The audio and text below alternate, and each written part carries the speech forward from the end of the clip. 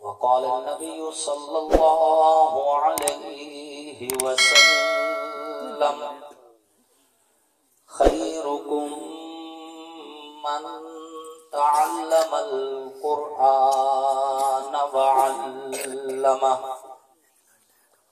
صدق الله وصدق رسوله النبي الكريم ونحن على ذلك لمن الشاهدين والشاكرين والحمد لله رب العالمين۔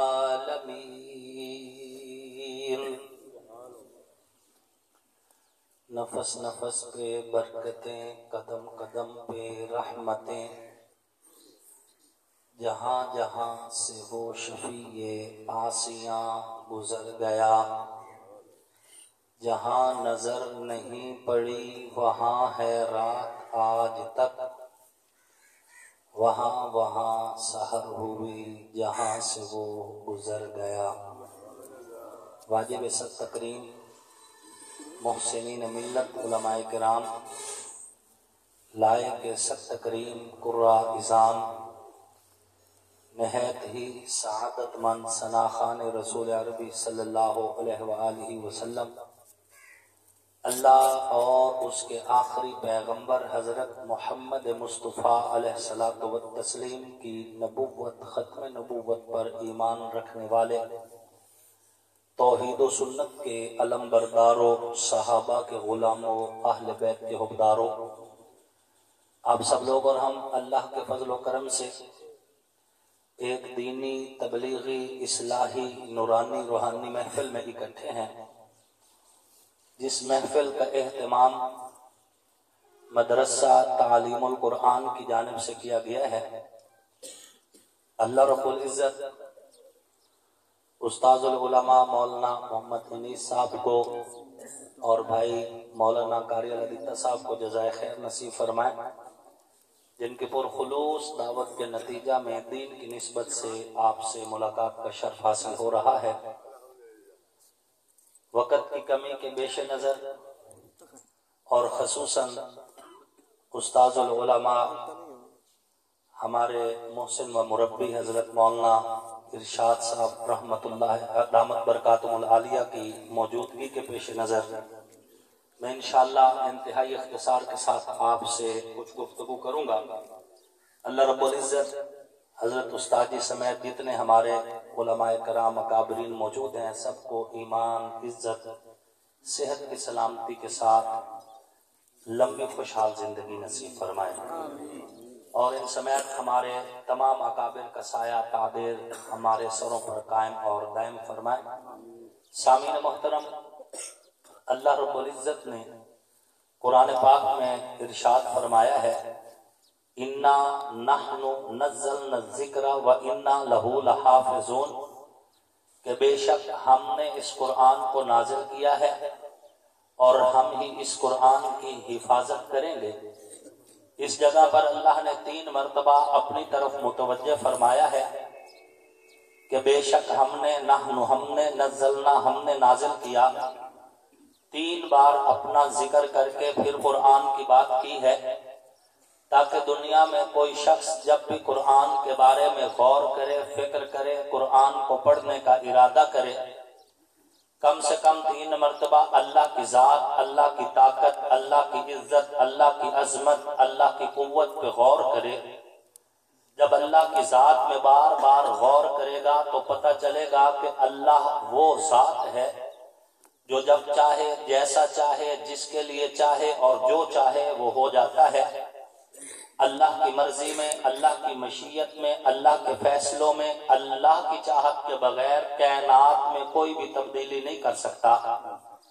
جب اللہ کی ذات میں غور کریں گے تو اس بات کو سمجھنے میں دیر نہیں لگے گی کہ اللہ اتنا قادر ہے کہ چاہے تو بھڑکتی آگ میں خلیل کو سلامت رکھے، تیز دھار چھری کے نیچے اسماعیل علیہ السلام کو سلامت رکھے، مچھلی کے پیٹ میں یونس علیہ السلام کو سلامت رکھے، وہ قادر بھی ہے، قدیر بھی ہے، خالق بھی ہے، خلاق بھی ہے، عالم بھی ہے، علیم بھی ہے، سامع بھی ہے، سمیع بھی ہے۔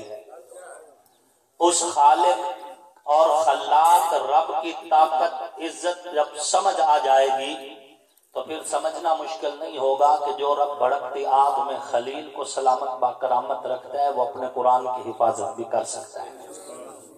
جو رب تیز دار چھری کے نیچے اسماعیل علیہ السلام کی پھول جیسی جلد کو خراش تک نہیں آنے دیتا وہ اپنے کلام کی حفاظت کا ضامنہ کرے گا۔ خوش نصیب وہ لوگ ہیں اللہ نے جن کو قرآن کی حفاظت کے لائق سمجھا ہے۔ مبارکباد کے مستحق وہ لوگ ہیں جن کے بچوں کے سینے اللہ نے قرآن کے لیے قبول کیے ہیں۔ مبارکباد کے مستحق وہ لوگ ہیں جن کی زندگیاں قرآن پڑھنے پڑھانے میں لگ رہی ہیں۔ مبارکباد کے مستحق وہ لوگ ہیں جو لوگ اپنی حلال کی کمائی قرآن پڑھنے پڑھانے والوں پہ خرچ کر رہے ہیں۔ مبارکباد کے مستحق وہ لوگ ہیں جن کی زندگی کی تمام مسائل، تمام کوششیں، تمام صلاحیتیں قرآن کے پڑھنے پڑھانے میں لگ رہی ہیں۔ اللہ نے ان کو اس لائق سمجھا کہ قرآن کی حفاظت کے لیے اللہ نے قبول کر لیا۔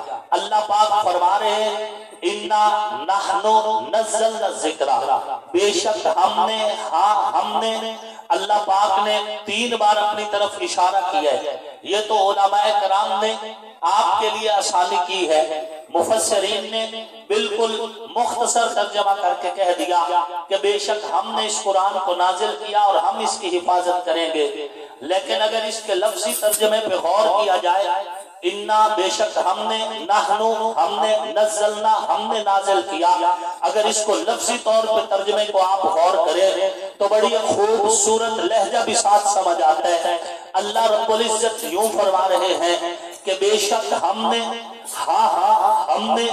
ہم ہی نے نازل کیا اس قرآن کو اور ہم ہی اس کی حفاظت کر کے دکھائیں۔ یہ خوش نصیبی کی بات ہے۔ اللہ جس کو چاہے اس دین کے لیے قبول کرے، جس کو چاہے قرآن کے لیے قبول کرے۔ یہ تو ہمیں اللہ کا شکر ادا کرتے رہنا چاہیے کہ اس رب نے ہمیں قرآن کی خدمت کے لیے قبول کر دیا ہے۔ جن بچوں کو اللہ قرآن پڑھنے کی توفیق دے رہے، اللہ قرآن ان کے سینوں میں نقش کرے۔ اور میں ہر جگہ پہ یہ گزارش کرتا آ رہا ہوں کہ جو لوگ اپنے بچوں کو حافظ قرآن بنا رہے ہیں ان کے لیے یہ گزارش ہے کہ ازراہ کرم ان کو صرف قرآن ہی کے کھاتے میں رہنے دیں۔ بچہ ٹائم سے قرآن حفظ کر لیتا ہے، اور کچھ بچے ذہین ہیں جو صرف 1.5 سال میں حفظ کر لیتے ہیں۔ اس کے بعد والدین کو لالچ چڑھ جاتا ہے، جی اب ہم ان کو میٹرک بھی کروا لیتے ہیں، FSC بھی کروا لیتے ہیں۔ نتیجہ یہ نکلتا ہے کہ پھر وہ نہ قرآن کے رہتے ہیں نہ ہی دنیا کے کسی کام میں آ سکتے۔ جو قرآن کو اپنے سینے سے لگا کے پھر قرآن کو چھوڑ کے کسی اور کھاتے میں لگتا ہے تو پھر ظاہر ہے وہ دنیا میں خوشحال زندگی نہیں گزار سکتا۔ آپ نے اپنے بچے کو انجینئر بنانا ہے، ضرور بنائیں۔ اپنے بچے کو ڈاکٹر بنانا ہے، ضرور بنائیں۔ اپنے بچے کو پروفیسر بنانا ہے، ضرور بنائیں۔ لیکن جس بچے کو آپ نے قرآن کے لیے وقف کیا ہے اس کی زندگی کی تمام صلاحیتیں قرآن کے لیے لگنے دیں۔ اللہ رب العزت اس کے ذریعے سے انشاءاللہ العزیز آپ کی دنیا بھی اچھی بنا دیں گے اور آخرت بھی اچھی بنا دیں گے۔ میں اس لیے کہہ رہا ہوں، میری زندگی کا تجربہ ہے۔ میرے وہ دوست جو ہمارے ساتھ سکول میں آئے وہ حافظ بن کر سکول میں آئے اور پھر سکول کے ہی رہ گئے اور اب کسی کھاتے کے بھی نہیں ہیں۔ ہم نے ان کو دیکھ کے پڑھنا شروع کیا۔ ہمارے ایک دوست تھے، وہ قرآن پڑھا کرتے تھے اسکول کی اسمبلی میں، تو اس کا قرآن سن کے مجھے دل کرتا تھا کہ یا اللہ مجھے بھی مولوی بنا دے، میں بھی اس طرح قرآن پڑھوں۔ یقین جانے میرا دل مدرسے میں، مجھے تو میرے والد محترم شہید ہو گئے، دادا مجھے مدرسے میں داخل نہیں کروانا چاہتے تھے۔ وہ کہتے تھے کہ آپ ایک ہی ہیں، تو پہلے ہم نے ایک کو مولوی بنایا، وہ شہید ہو گیا، آپ بھی شہید ہو جائیں گے۔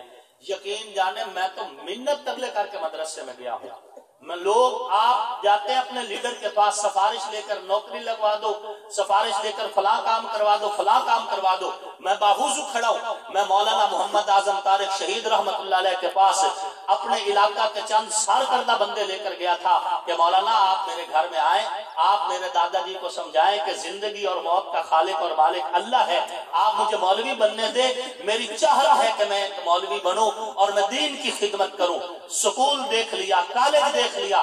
जब हम मदरसे की तरफ बढ़े, अल्लाह रब्बुल इज्जत ने मौलाना मोहम्मद आजम तारिक शहीद रहमतुल्लाह अलैह को वास्ता बनाया।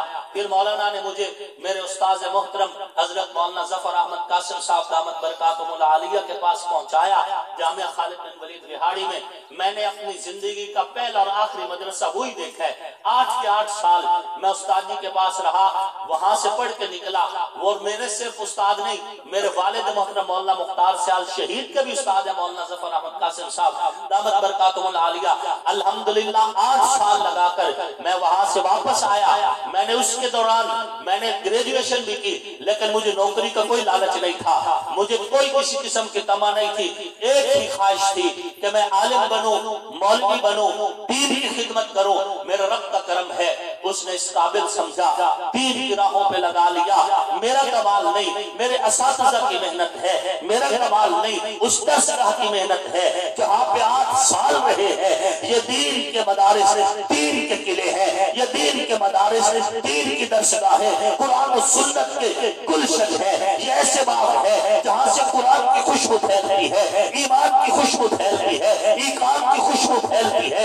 ये वो जगह है जहाँ से लोग आते हैं तो तही दामन होके आते हैं, खाली दामन होके आते हैं। जब वापस लौटते हैं, कोई रूमी बन के निकलते हैं, कोई राजी बन के निकलते हैं, कोई गजाली बन के निकलते हैं, कोई नलौटी बन के निकलते हैं, कोई गंगोही बन के निकलते हैं, कोई खानवी बन के निकलते हैं, कोई मुफ्ती महबूब बन के निकलते हैं। और यही वो दरसगाहें हैं जिन्होंने तुम्हें हक नवाज जैसा तोहफा दिया है, इसाल कासमी जैसा जुल्मन पर दिया है।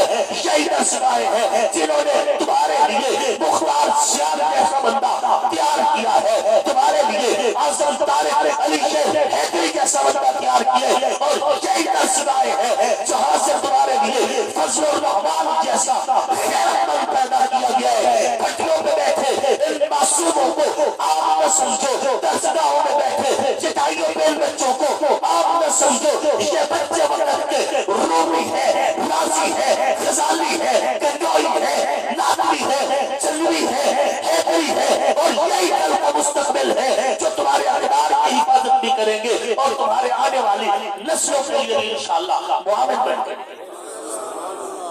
इनको आम न समझो। शाबाश दो उन लोगों को जो आज के दौर में भी कुरान हाथ में लिए फिर रहे हैं और तुम्हें दर दर पे दस्तक दे के कह रहे हैं कि कुरान पढ़ लो। तुम्हें बार बार कहते कुरान पढ़ लो, तुम्हें तरगीब दे रहे हैं कुरान पढ़ लो। फिर जब तुम्हारे अंदर शौक नहीं पैदा होता, फिर तुम्हें लालच देते हैं हम प्राइमरी भी करवाएंगे, इधर आओ कुरान पढ़ लो। प्राइमरी पढ़ाना हमारी तरजीहात में नहीं, मैट्रिक करवाना तरजीहात को कुरान और सुन्नत देना है। लेकिन इसलिए हमें पता है कि दुनिया माइल इसलिए होती है, तो फिर हम कोशिश करते हैं कि चलो साथ प्राइमरी की तालीम भी हो जाए, मैट्रिक भी जो मदारसे तमाम कर करा के मकसद क्या होता है कि तुम्हें किसी तरह रगबत दिलाएं, तुम कुरान की खुशबू लेके निकलो, तुम ईमान की खुशबू से बहरावर हो, तुम दीन की खुशबू लेकर निकलो। ये मदारस मेहनत जो कर रहे हैं, ये आज के दौर में अल्लाह के फजल करम से, और यही दरसगाहें हैं जिन्होंने पाकिस्तान का नाम बुलंद किया है। पाकिस्तान की कोई एक यूनिवर्सिटी दिखा दो जिस यूनिवर्सिटी में यूरोप से लोग पढ़ने इधर आ रहे हैं, कोई एक यूनिवर्सिटी जिस पर अरबों रुपए खर्च हो रहे हैं, अरबों रुपए का बजट लग रहा है जिन पर, कोई एक यूनिवर्सिटी जिसमें पढ़ने के लिए यूरोप से लोग आ रहे हो, अरब से लोग आ रहे हो, मुख्तलिफ दीगर ममालिक से आ रहे हो, कोई भी ऐसा नहीं। बल्कि हम लालच कर रहे होते हैं कि जी हम जी ऑक्सफोर्ड में जाके पढ़े, जी हम यूरोप में पढ़े, हम अमेरिका में पढ़े, हम जाके चाइना में पढ़े और हम रूस में जाके पढ़े। इधर के लोग लालच कर रहे हैं, उधर से कोई इधर नहीं आता। इसका मालूम हुआ कि निजाम तालीम में कोई तो हमारे यहाँ गड़बड़ है कि हम दुनिया को अपनी तरफ तालीम दुनियावी एतबार से चलो मुतवज्जह नहीं कर रहे, लेकिन दीन के यही मदारिस हैं, यही दरसगाहें जो हैं पाकिस्तान में पढ़ने यूरोप से लोग आ रहे हैं, पाकिस्तान में पढ़ने अरब से लोग आ रहे हैं, पाकिस्तान में پوری دنیا سے لوگ پاکستان کے مدارس میں دین پڑھنے آتے ہیں. وجہ کیا ہے؟ ان کو یقین ہے کہ دینی تعلیم کا معیار اللہ کے فضل و کرم سے جو پاکستان کی درسگاہوں میں ہے وہ اس لائق ہے کہ دنیا اعتماد کرے اور پاکستان میں سفر کر کے دین پڑھنے کے لیے. یہ آپ کے مدارس ہیں اور ان مدارس کو ہر اعتبار سے آپ کو سپورٹ کرنا ہے, اپنے اپنے بچے بھیجنے ہیں.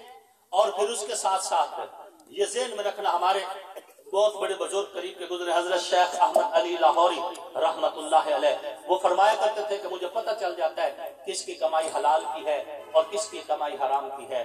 مریدوں نے کہا حضرت آپ کوئی عالم الغیب ہے؟ فرمایا نہیں, عالم الغیب تو صرف اللہ کی ذات ہے, اللہ کے سوا کون عالم الغیب ہو سکتا ہے. میں تو مصرف کو دیکھتا ہوں, جس کی کمائی حلال پہ لگ رہی ہے اس نے کمایا بھی حلال راستوں سے ہوتا ہے, اور جس کی کمائی حرام پہ لگ رہی ہے اس نے کمایا بھی حرام راستوں سے ہوتا ہے. آپ دیکھیں نا, چھابڑی اٹھانے والا بھلا مجرے پہ جائے گا, ریڑھی لگانے والا بھلا مجرے پہ جائے گا, شراب خانوں میں, قہوہ خانوں میں اور مجرا خانوں میں وہی جائیں گے جنہوں نے حرام راستوں سے کمایا ہے. جنہوں نے حلال راستوں سے کمایا ہے ان کی کمائی اللہ کے فضل و کرم سے اللہ کے راستے میں لگتی ہے, قرآن و حدیث کی خدمت میں لگتی ہے. اللہ رب العزت کی طرف توجہ رکھو. اور یہ بات ذہن میں رکھنا, ابھی سٹے نکلے, ان میں دانا اب بھرنا ہے, اب اس میں بھرا جائے گا. اگر آپ ابھی سے نیت کر لیں ہم عشر پورا نکالیں گے, بلکہ عشر کے ساتھ ساتھ صدقے کی نیت سے بھی گندم ہم مدارس کے اندر درسگاہوں میں دیں گے. تو آپ کی ابھی سے جو نیت ہے انشاءاللہ اللہ رب العزت ان سٹوں میں اتنی برکت ڈال دیں گے کہ آپ سوچ بھی نہیں سکتے. ابھی ہمیں یقین نہیں آیا نا, یقین کی کیفیت ہو تو آپ سمجھ جائیں کہ اللہ رب العزت جو ہے وہ صرف تمہیں امتحان میں ڈال رہے ہیں, تمہیں آزما رہے ہیں کہ کون سا بندہ میری راہ میں خرچ کرتا ہے, ورنہ تمہارے رزق میں سے ایک رتی بھی کام نہیں ہوگا, وہ تم نے کھا کے ہی مرنا ہے. جو تمہارا رزق ہے وہ تمہارا ہے, جو ہم صدقہ خیرات دیتے ہیں وہ رزق ان کا ہوتا ہے, ہمارے رزق میں صرف شامل کیا جاتا ہے, پھر آزمایا جاتا ہے کہ ہم ان کا بھی کھاتے ہیں یا صرف اپنا کھاتے ہیں. جو ان کے حصے کا کھاتے ہیں پھر وہی کینسر میں بھی مرتے ہیں اور مختلف مرضوں میں اور پھر گرے رہتے ہیں, اور مرضوں میں نہ پڑے تو پھر تھانے میں, کچہری میں اور مختلف ذرائع کی طرف ان کے لگ رہے ہوتے ہیں, چونکہ وہ صدقہ خیرات ان کا تھا نہیں, ان پہ لگتا نہیں. یہ ان یتیموں, مسکینوں, بیواؤں اور قرآن پڑھنے پڑھانے والے دین کی درسگاہوں میں طالب علموں کے لیے تھا, جو ہم نے اپنے پیٹ بھرنے میں لگایا اور پھر دگنا ہمارا بھی لے گیا اور اپنا بھی لے گیا. اس لیے عشر پورا نکالنا ہے. صدقہ خیرات کے اعتبار سے یہ درسگاہ آپ کی اپنی درسگاہ ہے. تعلیم القرآن کو ہم نے بچوں کے ذریعے سے بھی آباد رکھنا ہے, اور انشاءاللہ العزیز فنڈ دینے کے اعتبار سے, عشر زکات کے اعتبار سے بھی ہم نے اس کو آباد رکھنا ہے.